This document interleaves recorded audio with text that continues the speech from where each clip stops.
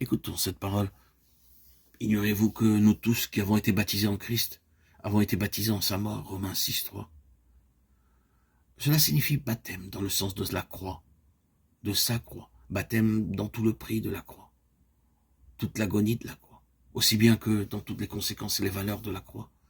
Voyez, il est très vrai qu'alors que nous ne sommes pas un avec lui dans son œuvre expiatoire, et que nous n'avons aucune part dans celle-ci, que c'est sa seule œuvre et son unique prérogative.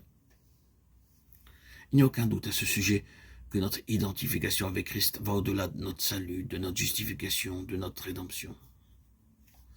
Cela nous transporte directement dans la passion.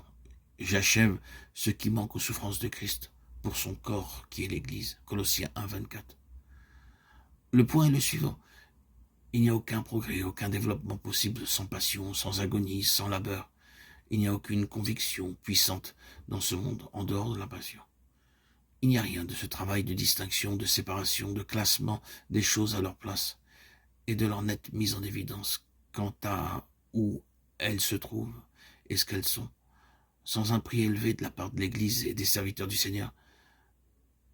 C'est ce qu'ils ont constaté. Étienne l'a trouvé de cette manière, n'est-ce pas? Très rapidement, il devint évident que ce qui avait coûté à son Seigneur fut coûteux à Étienne et aux autres, dans une mesure beaucoup plus restreinte, sans aucun doute, mais jusqu'au summum de sa propre vie. Et il produit toujours cela. Le feu doit avoir une telle emprise sur nous que nous sommes non seulement heureux et privilégiés de croire au Seigneur Jésus, mais encore de souffrir pour lui. Philippiens 1, 29. Le feu qui nous consume pour souffrir s'il le faut en son nom. Aucune vie individuelle ne deviendra effective dans le sens que le feu est effectif, à moins que cette vie soit baptisée dans la passion de Christ. Aucun groupe local ne sera jamais efficace, dans le sens que le feu est efficace, si ce n'est dans la mesure que ce groupe, cette assemblée locale, partage la passion de son Seigneur et connaisse la communion de sa souffrance. Et par conséquent, cela est vrai pour l'Église entière. Cela doit uniquement être ainsi. L'histoire de l'Église est celle d'une longue succession de baptêmes dans la passion, baptême de sang, baptême de souffrance. Avec quel résultat? À chaque fois un développement, à chaque fois une nouvelle efficacité. Il en a toujours été ainsi.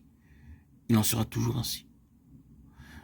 Nous avons été baptisés en sa mort et dans tout ce que cela signifie d'être en union avec Christ dans sa mort.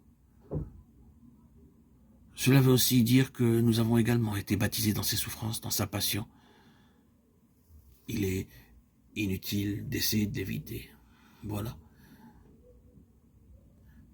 C'est comme cela.